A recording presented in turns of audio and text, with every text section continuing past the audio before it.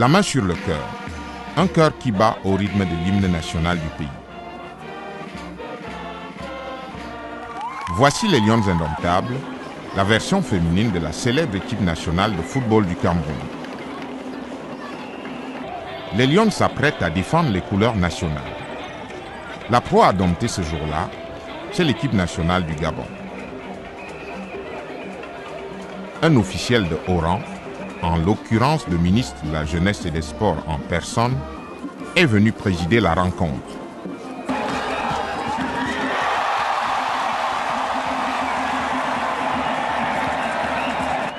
Tout cela serait formidable si le luxe d'une journée ne cachait un manque d'intérêt criard pour le football féminin dans ce pays où ce sport est pourtant roi.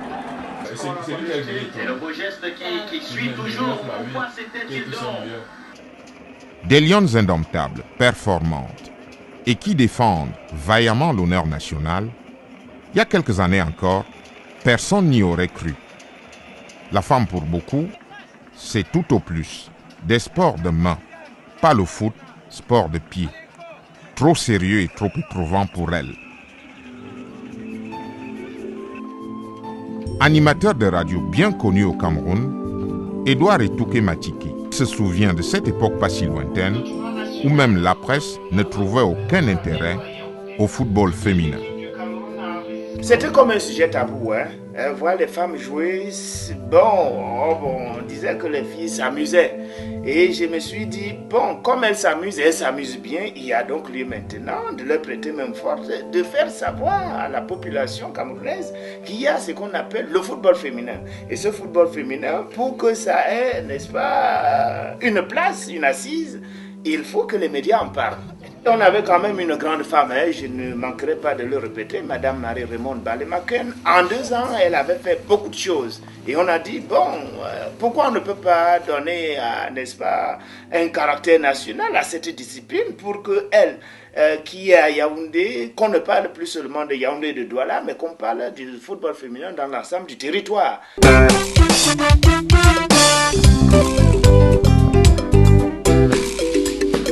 C'est qu'ici, dans un contexte où le poids de la tradition est encore vivace, les sports virils comme la lutte, la boxe ou le football sont avant tout affaires de garçons. Moi, je condamne le football féminin. Dans ce sens, je ne les en veux pas, mais le football pour nous représente la guerre. Quand la femme et le mari vont à la guerre, qui restera? Nourrir les enfants. La tradition, en train de perdre de sa toute-puissance, trouve dans la montée des sectes chrétiennes rétrogrades et d'un islam au Coran revisité des renforts inespérés pour que la femme reste à la place qu'on a toujours voulu lui assigner. La pratique sportive est conseillée par l'islam. Le messager de Dieu, Mohammed sallallahu alayhi wa sallam, conseille aux pères de famille, n'est-ce pas, d'éduquer physiquement les enfants, qu'ils soient garçons ou filles.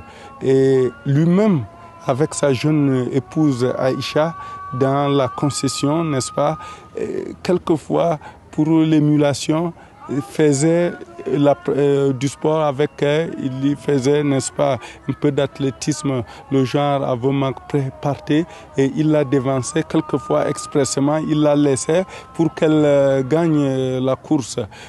Il faut faire le sport et toutes sortes de sports qui s'adaptent, n'est-ce pas, à la femme.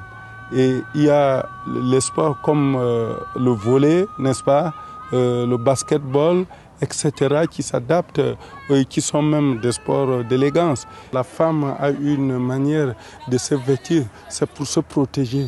Elle est un être qu'on doit protéger. Elle-même ne doit pas s'exposer. De cette façon, elle ne doit pas laisser son buste nu ou être à moitié nu.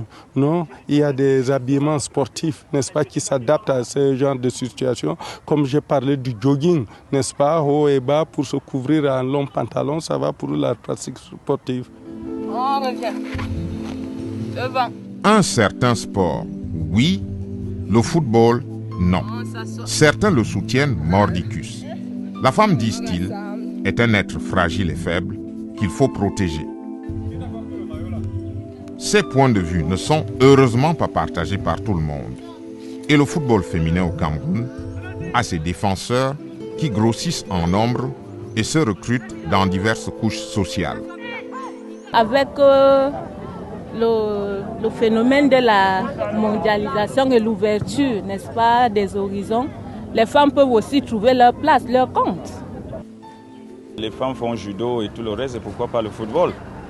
Donc cette époque est révolue, l'époque où la femme a un domaine réservé. On a vu les lions indomptables qui ont beaucoup fait pour le Cameroun. Que maintenant, si on voit les lions faire aussi autant, je crois que ce sera une très très bonne chose pour la femme africaine, en particulier la femme camerounaise. Ce serait cependant inexact de dire que le débat sur le football féminin s'apprête à prendre fin. Le nombre de filles qui parviennent à jouer au football reste réduit et les opportunités même de s'y essayer ne se présentent pas à tous. Quand vous dites à un parent, je suis un président de club de football féminin, j'aimerais que votre fille vienne évoluer dans mon équipe.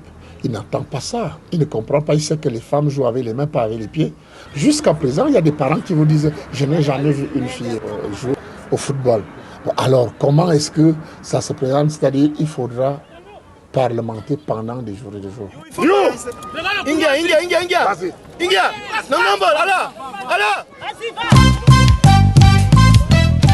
Beaucoup de footballeuses, comme Françoise Ondobo ou Désirée Abé-Nama, ne rêvaient pas vraiment de devenir footballeuses.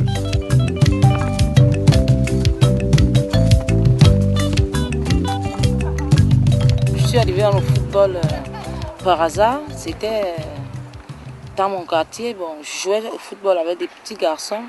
Et c'est en jouant avec ces petits garçons que j'ai été dénichée par un entraîneur, M. Ngando, qui m'avait trouvé un soir à la maison en train de préparer. Bon, il m'a fait savoir qu'il voulait que j'évolue dans son équipe. C'est comme ça que j'ai pris goût et je suis devenue footballeuse. J'ai commencé à taper sur un ballon de football à l'âge de 8 ans. Je jouais des interquartiers avec des garçons. J'ai un frère qui a été aussi un footballeur. Il était comme mon entraîneur aussi. Donc quand papa n'avait pas du temps, c'est lui qui m'amenait dans les stades. On disait que j'étais peut-être un garçon raté, un garçon manqué. Je n'avais pas la poitrine. Pour moi, c'était un défi. Il y avait des moments où j'aimais bagarrer avec des garçons. C'est bon. L'homme avait toujours envie d'avoir un dessus sur moi et moi, je ne me laissais pas faire. Parce qu'il me disait, bon, il est hors de question que nous tapons sur un ballon ensemble. Ce que vous faites, je le fais, mais il n'y a aucune différence.